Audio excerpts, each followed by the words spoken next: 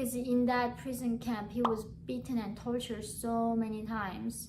So he just completely forgot how to look into human eyes again. The first thing, as a North Korean, if your house burns down, the first thing you need to protect, you must protect for your family's sake, is the portraits of your leaders.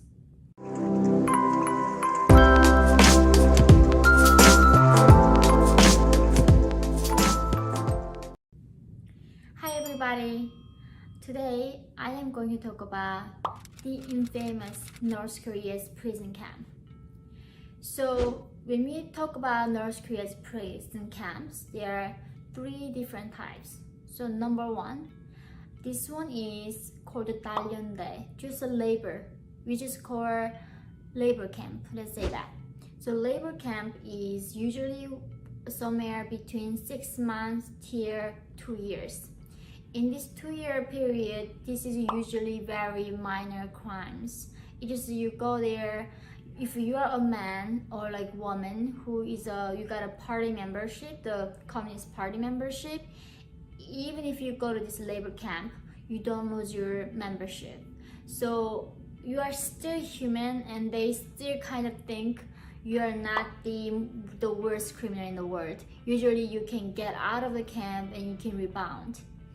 The second camp, that is where my father went, that is prison camp. Here, if you go to this, it's called Gyohwaso. In this Gyohwaso, in this camp, if you go, you lose your membership, the party membership. So basically, you become a subhuman. And as an inmate in the prison, when the guards like looking at you, you should not look at their eyes, because they are humans and you are not. So they kick you, they hit you if you look into their eyes. And this is the part it broke my heart the most, was when my father came out from this prison camp for sick leave. He could not look at anyone's eyes, even including my eyes, because in that prison camp he was beaten and tortured so many times.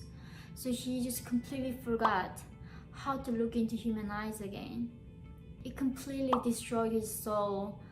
The essence of my father were gone when he came out from this prison camp. Only his physical body came, but his inside, the spirit left him.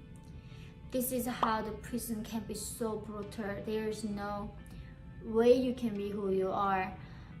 In these prison camps, you get minimum of food, and you work until your death.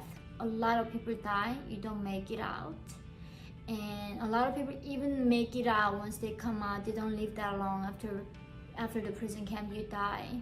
So these camps are everywhere in North Korea, and this labor camp called Dalyondae and prison camp Gyohwaso, they built in everywhere, every region. So if you commit such a minor thing, you would go either Dalyondae, the labor camp, or prison camp. The third one, that is what you all heard, is concentration camp. The concentration camp, the nature is completely different. This camp is for the very most heavy crime, the political prisoners. So when I say political prisoners, it's not like, it can be sometimes they were started to trying to revolution, but the prisoners that we're talking about sometimes is like a man who was, in North Korea we don't have, like, a lot of times have those fancy cigarettes made the whole thing inside. You have to cut those leaves, dry them. I remember my uncles doing that, and they have this newspaper, they get some like tiny piece of the paper out, and you pull those leaves, and then you fold it, and then you smoke it. And a man did not know the page that he ripped and folded and smoked had a photo of the leader, because he just saw the back side of it, and that was his crime. And the crimes that you go to concentration camp, when your house is burning, the first thing you run is not for your life, or you hold your children or your wife or your parents. The first thing, as a North Korean, if your house burns down, the first thing you need to protect, you must protect for your family's sake, is the portraits of their leaders. And when a house burns down, the authority comes and see that. The first thing is not even like who's alive, are you guys okay? Did you save portraits? If you didn't, not only you get punished, all your 3 generations of family get punished with you. There are a few defectors who escaped out of this prison camp. When they sent to prison camp, they don't even tell you like this concentration camp. They don't even tell you what you have done wrong. And like one of them, they just did not know. One day car came and took them, father and son and wife, everybody's in the car, and took them to the concentration camp. And he just woke up and did not know why he was there. He couldn't even ask. Or later, many days later, he learned sometime his grandpa during the many years before escaped to South Korea. So he didn't even know that that grandpa was like existed, and that's how he was, you know, sent to prison, concentration camp.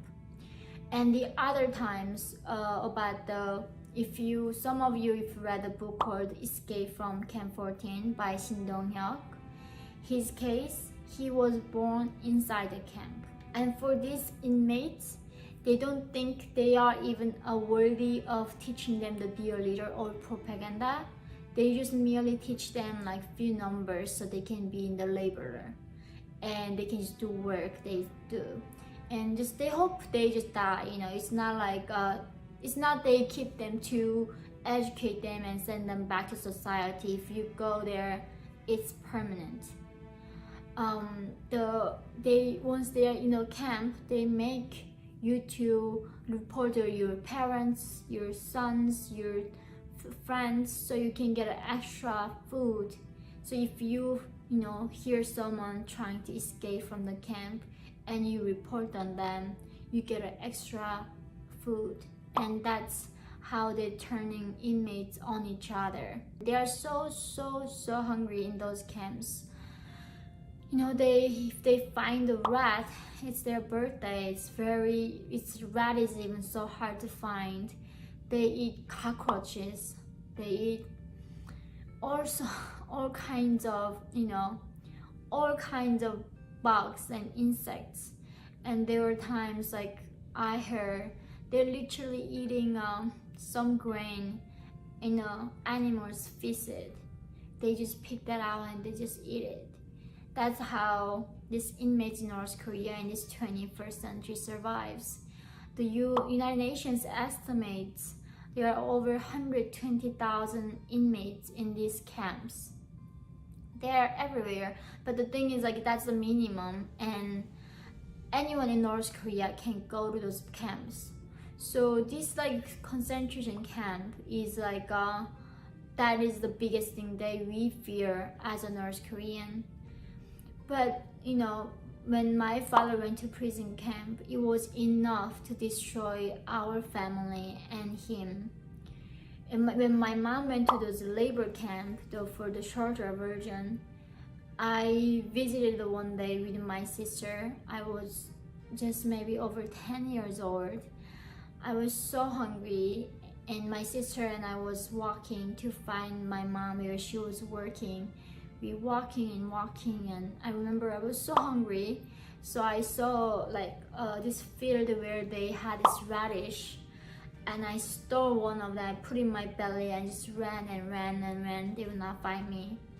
And my sister and I were sharing that radish because our stomach was so empty. That radish carried us, it made us nauseous and so burn inside. And once we reached to my mom, I saw the conditions, how they were working. They were not even washing their face. They were like animals. All their clothes, everything got lice in it. They, of course, they don't have clean water.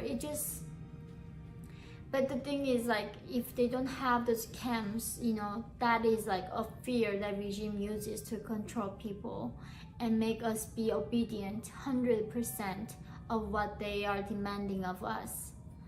So I think, you know, it is very important for us to know that this this kind of camps that's still going on in this 21st century, the North Koreans facing. But the last point that I want to make is that, you know, even outside North Korea and these different camps, the whole country is sealed with wire fences. The whole country. As I said before, that I lived in a border town of North Korea, and when we were going to the river, we had to, like, there were times we could go. The guards would not even let us go to river freely. Everything is sealed, and whole country is a concentration camp. But within that big camp, there is worse camps. So I think, you know, I am so honored and grateful for this opportunity to share about what's happening to North Koreans, and please let me know what you want to see for the next video.